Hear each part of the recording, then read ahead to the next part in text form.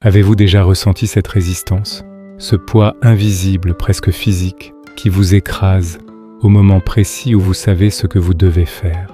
Se lever avant l'aube, finir ce projet qui traîne, enfiler vos chaussures de sport alors qu'il pleut dehors. Votre esprit rationnel sait que c'est bon pour vous. Il connaît la récompense. Mais une autre partie de vous, plus primitive, plus ancienne, murmure une toute autre histoire. Elle vous dit « Non, restons ici. C'est trop dur, c'est trop froid.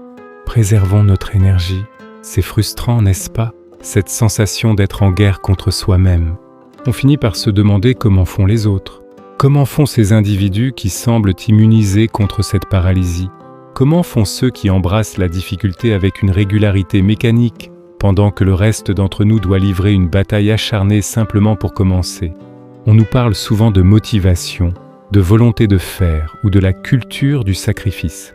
Mais la vérité est ailleurs.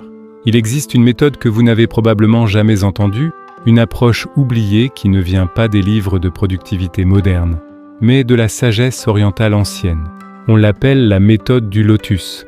Ce n'est pas une technique pour ignorer la douleur ou pour forcer le passage jusqu'à l'épuisement. C'est un art, l'art de reprogrammer votre esprit pour qu'il désire le chemin difficile, tout comme les samouraïs, les moines et les guerriers légendaires du passé. Mais pour comprendre comment cela fonctionne, il faut d'abord comprendre l'histoire de celui qui l'a incarné mieux que quiconque.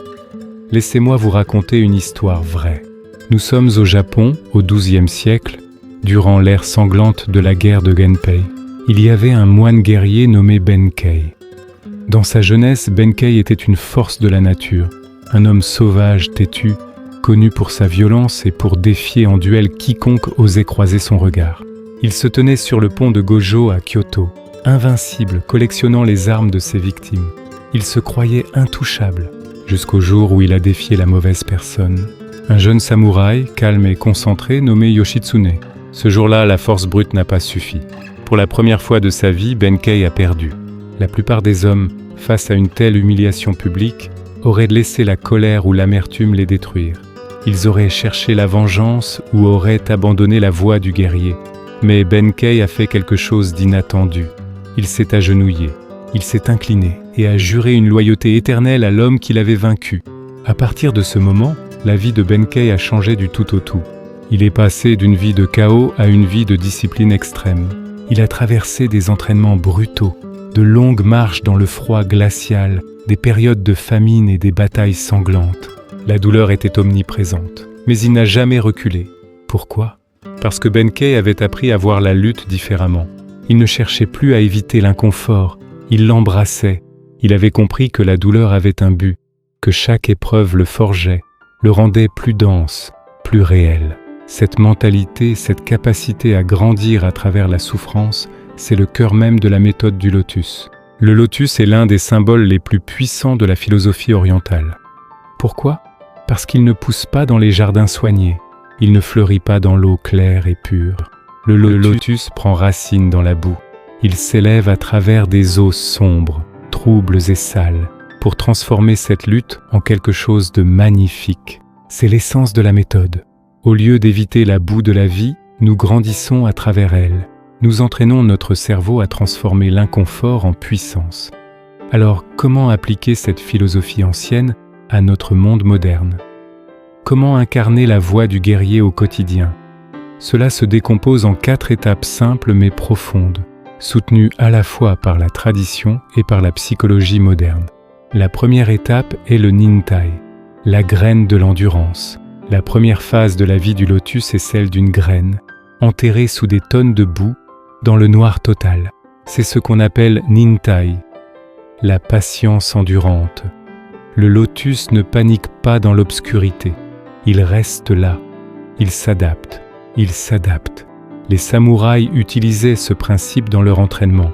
Ils ne s'attendaient pas à ce que les choses soient faciles. Ils accueillaient la difficulté comme le point de départ naturel de toute chose. La neuroscience appelle cela la flexibilité psychologique, la capacité de s'asseoir avec l'inconfort sans réagir, sans fuir, de dire « oui, c'est dur, oui, je ressens cette envie d'arrêter, et je vais le faire quand même ». Voici comment l'appliquer. La prochaine fois que vous ressentez une résistance face à une tâche difficile, ne combattez pas l'émotion. Ne cherchez pas à vous distraire. Asseyez-vous avec elle, respirez, reconnaissez l'inconfort physique et mental et avancez malgré tout. C'est votre phase de graine. C'est là que la croissance commence, dans le silence de l'effort. La deuxième étape est le Shisei, la posture de l'intention. Alors que le lotus commence à s'élever, il le fait avec direction. Les samouraïs appelaient à cela Shisei. Votre posture, votre intention, votre stance, c'est la manière dont vous vous portez face aux défis. Un samouraï ne s'affaissait pas, il n'hésitait pas. Il bougeait avec une intention mortelle, même lorsqu'il avait peur. Aujourd'hui, les psychologues appellent cela la cognition incarnée. Votre posture physique dicte l'état de votre esprit. La confiance, la discipline et l'action commencent par la façon dont vous vous tenez, dont vous respirez et dont vous marchez. Avant de commencer quelque chose de difficile, changez votre physiologie, redressez-vous, asseyez-vous droit, respirez profondément par le ventre, serrez la mâchoire, bougez avec intention. Si vous adoptez la posture du guerrier, votre esprit n'aura d'autre choix que de suivre. La troisième étape est le Kensho, le reflet de la croissance. Alors que le lotus s'approche de la surface, il commence à percevoir la lumière qui se reflète au-dessus, mais il doit encore traverser la vase. Kensho est un terme zen qui signifie « voir sa vraie nature ». Les guerriers réfléchissaient constamment à leur progression, non pas avec orgueil, mais avec une clarté impitoyable. La science moderne le confirme. L'autoréflexion améliore la motivation et la résilience. Lorsque vous prenez le temps de remarquer votre croissance, votre cerveau crée des chemins neuronaux plus forts pour continuer. Il a besoin de preuves. Ne traversez pas la vie en somnambule. Suivez vos victoires, même les plus petites. Regardez en arrière chaque semaine et demandez-vous « Qu'ai-je surmonté ? Qu'ai-je appris ?» Votre cerveau a besoin de voir que le progrès est réel pour accepter de continuer à souffrir pour lui. Enfin, la quatrième étape était le Kaika, l'éclosion par la lutte. Finalement, le lotus perce la surface. Il s'ouvre, immaculé, sous la lumière parfaite du soleil. Mais il n'est beau que parce qu'il a lutté à travers les profondeurs. Cette étape est Kaika, la floraison. Pour le samouraï, cela signifiait la transcendance. Atteindre un niveau où la douleur devient un but et où la discipline devient une identité. Ce n'est pas un moment magique unique, c'est une transformation par la répétition. La neuroplasticité nous enseigne que plus vous empruntez le chemin difficile, plus il devient facile. Votre cerveau change physiquement. La difficulté ne disparaît pas, c'est vous qui devenez plus fort qu'elle. Faites de l'inconfort une pratique quotidienne. Choisissez une chose chaque jour qui est dure mais qui a du sens. Qui est dur mais qui a du sens, non pas pour vous punir, mais pour entraîner votre identité. L'éclosion n'arrive qu'après l'ascension. Le Benkei n'était pas un surhomme. Le lotus n'est pas une plante magique. Mais tous deux nous enseignent la même vérité fondamentale. La croissance ne vient jamais du confort. Elle vient du fait de faire face à la boue, de s'élever à travers elle et de fleurir malgré tout. Alors la prochaine fois que votre cerveau vous dira « c'est trop dur », souvenez-vous du lotus. Souvenez-vous de Benkei et rappelez-vous que la grandeur ne vient pas du talent inné, mais d'un effort entraîné et focalisé. Utilisez le Nintai pour endurer. Pratiquez le Shisei pour vous tenir droit. Réfléchissez avec le Kensho et finissez par éclore avec le Kaika.